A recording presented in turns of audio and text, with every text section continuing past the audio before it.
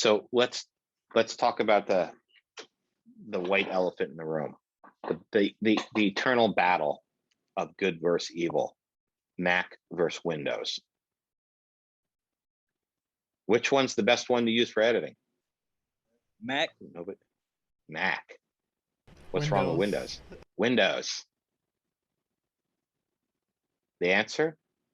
What you have, what works for you. So there is a huge argument. I'm sure if you go on Facebook or any forum somewhere, you'll get these people battling it to the death. Windows versus Mac. All right. So that fight will continue to go on until the earth has been consumed by the sun and long gone. Humanity's long gone.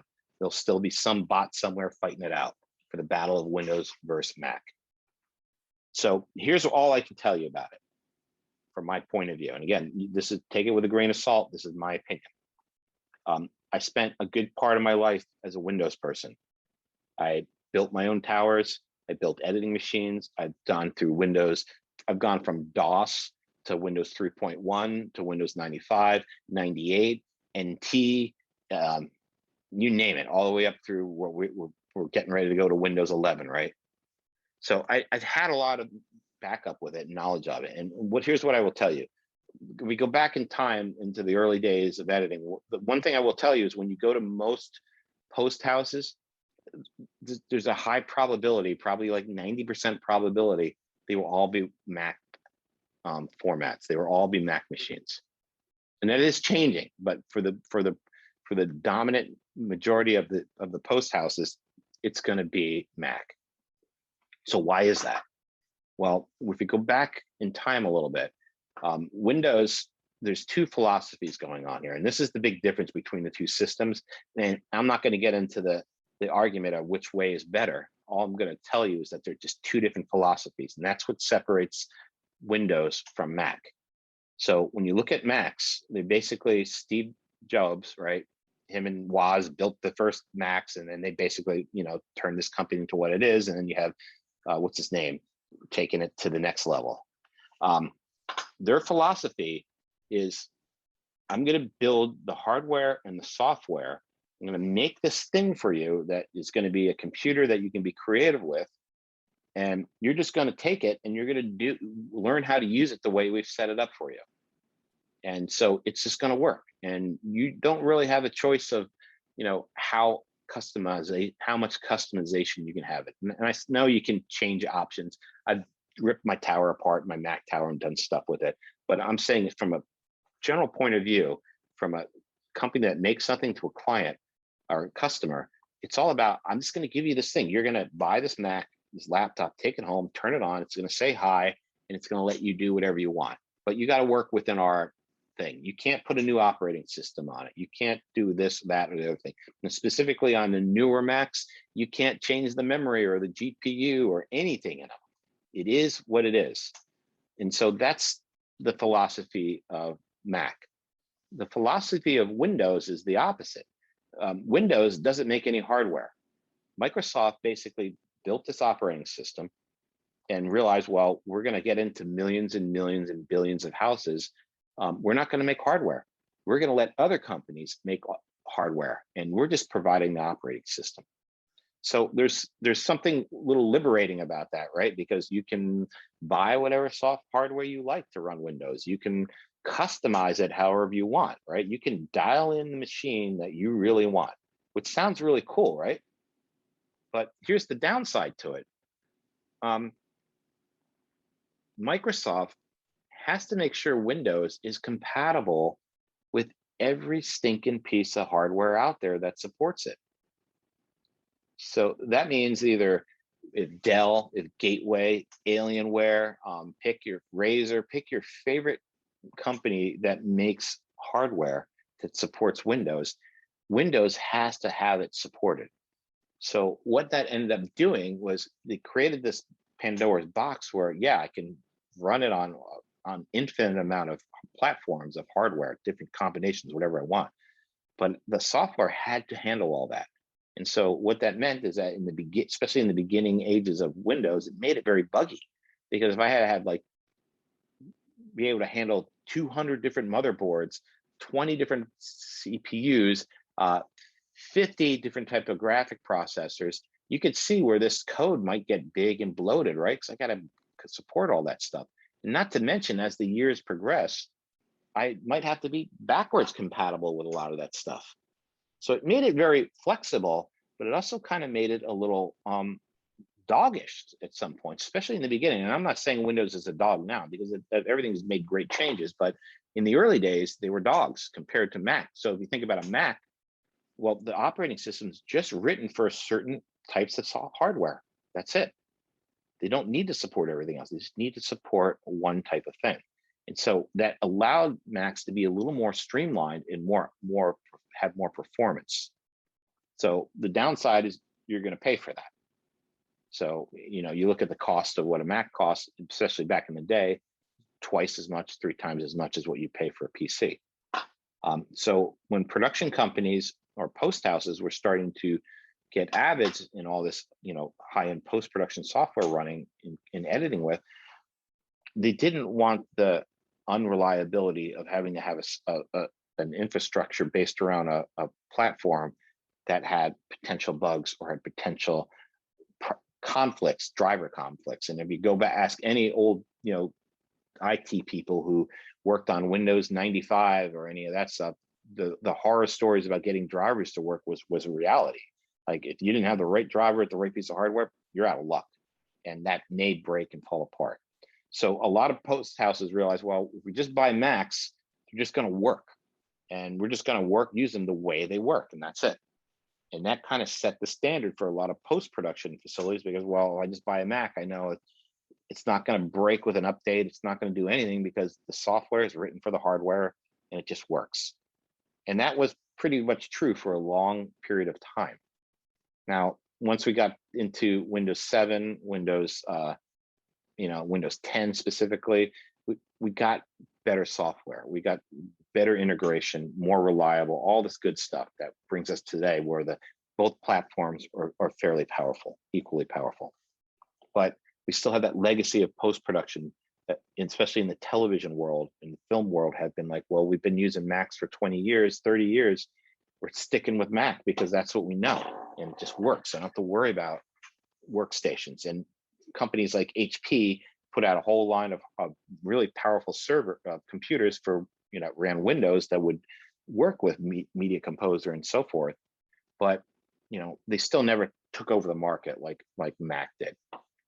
So today, it's a different. There's more post houses that are more leaning towards Windows because these machines, HPs, and specifically HPs, have been really reliable and give you good power to price ratio. So it's not necessarily that important right now. But what I can tell you from my personal experiences, so when I spent a lot of time building my own towers and running Windows, I realized at one point that I was spending a lot of time just maintaining the computer because things would break or things would be problematic and not being that creative. So at some point I made the change, I made the jump, and I bought my first used Mac. And once I switched over, for me, it worked because I don't really care about how many different ways I can open up a window or how many different ways I can do something in my operating system. Because for me, I don't really care about the operating system. I care about the apps that run on it. So even though Windows, is great, and Windows can do, like, you have 10 different ways you can do something in Windows. And that's what's great about it, and that's what's terrible about it. So if you're like a diehard customizer where you want the whole interface set up the way you want it, and you have a certain way you want things doing, then Windows is a great joy for you. But if it's for somebody who's like, wow, I thought this is how I open up a window or I do something, now I got to do it some other way because it changed. That's too much energy, in my opinion, being devoted towards dealing with the computer, not dealing with the apps that it supports. So that was my own personal choice to switch over. And so I haven't found a reason why I need to go back to, I run Windows VM for certain apps that don't work on Mac. But by conforming to Apple's way, or quote unquote drinking the Kool-Aid, I've realized that I'm more creative because I'm focusing on the apps more than the operating system or the computer itself. And don't get me wrong, Macs crap out on their own too. My tower, I had to rebuild it, and that was a nightmare to get it all working right. But on the average, like laptops and new computers, they just work on Macs. And it doesn't mean that Windows machines don't work out of the box, because they do. But you do get a bunch of bloatware in there, and there's a bunch of stuff in there that can still be bloated and bog down your machine. Like when you buy a Dell or an HP, there's all this extra stuff, virus programs, there's advertisement stuff that's built into it that might just, do you really need all that for editing? I don't know, probably not. So me, I haven't turned back. I'm probably will stick with Mac for me, and that's okay. And I still try to be as fluent as possible in Windows. In fact, I've also been getting more fluent in Linux, because Linux is also another up and coming, well, not up and coming, they've been around forever, but they're a pretty powerful operating system. And if you don't know that, 95% of the internet is run on Linux boxes, not Windows, not Mac, but Linux. That's how reliable they are. They run all our servers doing everything. Apple, Microsoft, all their servers, probably Linux powered. Not great options for editing. The only editing options you can get on Linux is Lightworks. That's it right now. Still powerful, but not the same as the Adobe Suite or even Final Cut. So when it comes to decision between Mac and Windows, it's more about what you're comfortable with. If you just want to get something that should just work reliably and not have to worry about upgrading or changing, then I would probably lean towards Mac. And I can kind of put it in perspective. My laptop is 2018. Before that, I had another laptop that was 2012. So we're hitting 10-year-old laptop, right? It still runs Final Cut. It doesn't run it amazingly, but it will run. It will edit in 1080. My tower that I do all my 4K editing is a 2009 Mac tower that still runs Final Cut, still runs most software, but that thing can cut 6K raw footage without a problem. So the one thing about Macs is that you may perceive them as an expensive investment up front, but they hold their value and they hold their performance way longer than Windows. When you are, say, you're editing the movie for 6K, you said? Mm-hmm. If it's in 6K and you're doing everything in 6K, if somebody doesn't have 6K or even like 4K, what do they see it as? Like, what does the audience view it as? Well, it's a little more complicated than that. So basically, we'll acquire footage in 6K. So I'll use a Red camera and shoot 6K raw. Our timeline will then be in 4K. So we're downsizing the timeline. And so what that does is it gives me better ability to zoom in, reframe stuff. Also going to be a better perceived resolution on my stuff. And so the 4K timelines are kind of the standard nowadays. And then once you do a 4K timeline, you finish your product, then you're going to render it out. So what I'll end up doing is rendering a 4K master file. Then I'll render a 1080p master file. That's most normal. I may render out a 720p for internet. So I'm going to reduce it down to all the smaller resolutions. What I can't do is shoot everything, say, in 1080 and then edit in 1080 and then upscale it to 4K, because then it'll look terrible because it won't have the resolution.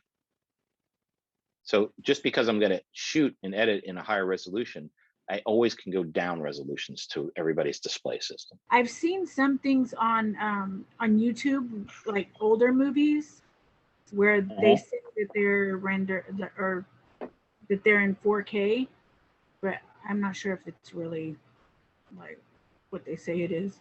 Well, older movies can be in 4K, and you're like, what? Well, and without totally digressing, basically, if a movie was shot in 35mm film, that resolution of 35mm film, 65mm film is higher resolution than 4K. So I could scan that into a file and make a 4K image of the movie, and it will be 4K. Just depends on the quality of the master. Okay, so just quickly jumping back and trying to wrap up this Windows versus Mac thing real quick. So the good thing about Macs is buying them used, because I have a 2009 tower that was editing 6K, or a 2012 laptop that can edit 1080 pretty well. They're pretty cheap now. You know, I can buy one fairly cheap on online or at a used. There's a couple of used places here in LA that are really good. They actually give you warranties and stuff. So there's one place that you can get a decent priced machine that you know will last long. And I've just got to say, from my experience with them, they rarely fail. They're, I mean, so you do pay, you know, you're paying for the extra quality on these things, but they're fairly reliable. And that doesn't mean there aren't lemons out there, because yeah, everybody once in a while gets a lemon. But in general, when I buy a laptop and I'm buying a Mac, I plan on having that thing for about 10 years, because it's going to last that long. It's not going to fall apart, and it's going to have enough performance in it to do that. They kind of over-engineer their stuff to do it, because they're not looking at a big volume sell. They're looking at selling a bunch of these things to their markets. So HP, Dell, Razer, all those companies, you know, they're looking to just get as many people in and selling them computers really cheap, and then hoping to sell them more computers in 2 or 3 years. So when you buy, you know, a Windows machine, and you don't spend the money on a high-end one, you buy the middle of the road, chances are that thing's going to be outdated, right? How many machines now are going to support Windows 11? Don't know. I know on my machines that even the 2012 machines made it all the way up to 1 or 2 operating systems to where we are now, which is a pretty good long-term run. So they buy you reliability, they buy you consistency, they don't buy you flexibility of how you want to set up your machine. That's the downside to it. And so that's the old discussion between Windows versus Mac. The new discussion now is really pretty much what's happening last year and this year with Mac. And so what Mac is doing is switching over to their new chips, their Mac silicone. And I'm sure you've heard about it, but if you haven't, it's a pretty big deal, and it's because they've made some huge benchmark changes to the operating system, to the structure of the computer, that's going to have huge compounding effects for the next 20 years, not just with Mac, but with everybody else. And the one thing I will say about Mac, and it's just one thing you either appreciate or you can grow to hate, is that they're not afraid of just throwing everything away and starting from scratch. So if you look at the history of their technology, they were running on, you know, regular Motorola chips. IBM or Windows runs on Intel chips. At some point, they realized the Motorola chips weren't going to cut it anymore, so they changed the operating systems. Not operating system. They changed systems, and they went from Motorola to PowerPC, which were basically chips made by IBM, and they got more performance. And then they used those for years. And then at some point, they realized that IBM was not going to make the chips that were going to be powerful enough to do what they were planning their machines to do. So at some point in the mid-2000s, they did the horrifying thing that all Mac people flipped out about, is they said, we're going to Intel chips, switched over to Intel chips. And they did that because the old PowerPC chips could not handle the new power without drawing huge amounts of power, which just becomes a big problem. So they switch over, they totally, basically all those machines now are no longer compatible with anything that they do nowadays. And they made that change. And that was the right way to go, because they allowed us not to worry about backwards compatibility.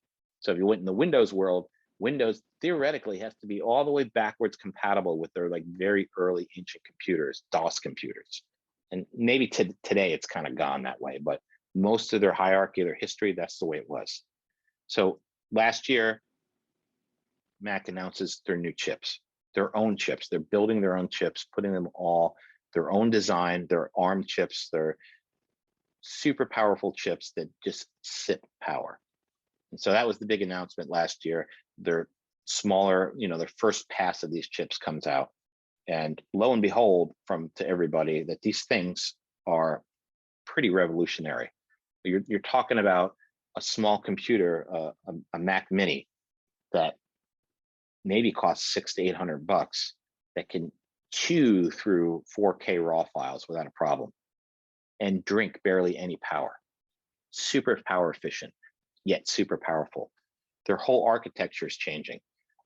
So in a couple of months, sometime in October or November, they're going to announce their second generation of chips, which means their laptops, their PowerPC laptops, their MacBook Pros are going to have these new chips in there. And these new chips are basically going to change everything. So code writers, the people who write software, have to rewrite the software to take advantage of these chips. And everybody who's been doing it has been announcing dramatic leapfolds in power and performance. So for example, DaVinci just announced they just were beta testing their Apple Silicon compatible DaVinci Resolve, and they're getting 3 to 4 times more power and speed out of it from the same box that they were using in Intel. Likewise, Adobe, same thing. Final Cut. So what we're seeing here now is a new generation of performance out of desktop and laptop computers that's going to take the edge to Apple with what they can do with a box right out of the store. So you're looking at buying an entry-level computer, a Mac Mini, that will do like 90% of the editing and compositing and effect work that you want to do for basically a fraction of the cost. That type of performance used to cost me $4,000 to $5,000. Now it's costing me under $1,000, maybe $1,200. I'm anticipating these new laptops with 8-core, 18-core, I'm not even sure how many cores they're putting out, that will run Final Cut or Adobe for like a whole day, editing 4 8K footage on a battery on an airplane without worrying about running out of power and without running about bogging down the system. So these are advances that Intel is not prepared to handle right now. So they're going to be forced to change. Don't worry. I'm not like Intel's going to go out of business. They're not. They've got still the market. Everything. Windows still has their market. But even Windows is looking at this new technology and how they can implement it into their world, because they're seeing that this is the future. And right now, Mac has jumped onto it. So what does that mean for you guys? That means that if you're considering buying a computer now, it might be a good idea to look and find a Mac, a new Mac. Even if you buy one of the entry-level computers, those things are going to be able to definitely handle whatever you're doing, but also have the potential to handle even bigger and more elaborate editing and creative work, because the technology is that radical, that different, and that efficient. So it's something to think about. And what this ends up doing is, whatever that argument of cost between Mac and Windows, where, well, Mac's super expensive, I need a good laptop with Mac, I got to spend $2,000, $2,500, and I can buy a $1,200 Windows machine and have the same power. Now, even the entry-level Macs are going to outperform almost all, equivalent Windows machines at a fraction of the cost. So you're still getting the same quality. You're not like they're making a lower end version of something. It's just that the architecture has changed. Buying one machine that you don't have to worry about upgrading, it just does it on its own. It's going to have power out of the box to handle everything, and it's going to be in that price range, is not a bad idea to think about. And again, I'm not trying to say that Windows is bad, and I'm not trying to steer people away from, if you're a diehard Windows fan, it's fine. More power to you. It's all good. There's plenty of room on this planet for everybody. Nobody needs to go to war over that. We already got enough political issues, right, in our country to worry and then to argue over different computer operating systems. But see that there is this dramatic change in performance. It really is. It's shocking how much more power for your buck you're going to get now with a Mac over Windows, and how long that's going to last. So buying a decent Mac for $1,500 might last you definitely 5 years. You may make 10 years with that laptop. Any other questions about this whole talk? You mentioned that there were stores that sold used MacBooks. Do you know them, or by any chance? I do. Let me see. In fact, let me see. The one that I go to, LA Mac. Hang on, let me do search.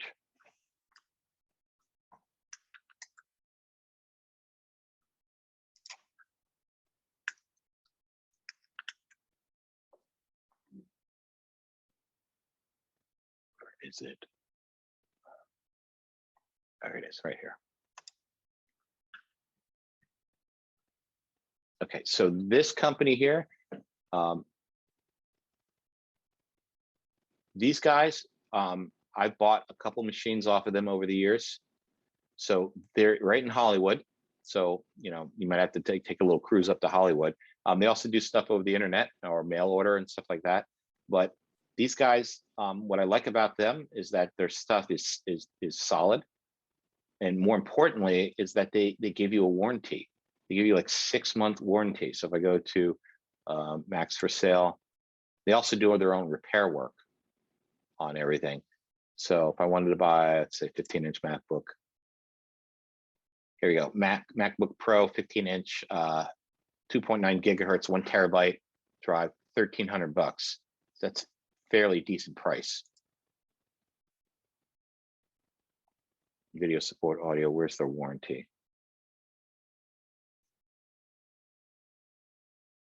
Yeah, I'm pretty sure, because last time I did it, there was they gave me a 6-month warranty on all their stuff, and they repair it. So if this is the only main place that I recommend people going to. So Mac Pro -LA. And they're pretty friendly there too.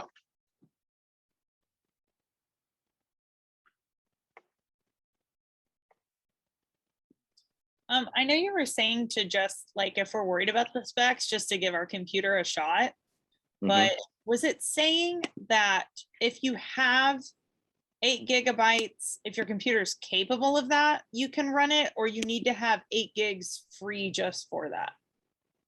You need to have minimum 8 gigs. Like free, or that your computer? No, that's what your computer has in it. I see. Okay. And then where were you on the Adobe website looking at the specs? I would just want to look at the Mac specs. So where's Mac? So here we go on the Mac. Oh, okay. So, okay, I see. So they're basically saying 6th generation or newer. The ones, here's the big killer with Mac. It has to be Catalina 10.5, and that's because that's what Adobe needs to work right. Or later. And I think, right? that's the minimum, 10.5 or later. But does it have to be called Catalina? Like, is well, that... 10.5 is Catalina. Oh, so if I have, okay, sorry, I'm not tech savvy. Like everything you're saying is like new to me. So mine's 11 point. Well, okay, so that's fine. Okay, gotcha. Yeah, you're fine. As long as the number is higher than 10.15, you're okay. Okay, I see. They just name their operating system. So this is Catalina, the next one's Right. Big Sur. Right, okay. So it's pretty much the same specs if you really look at it.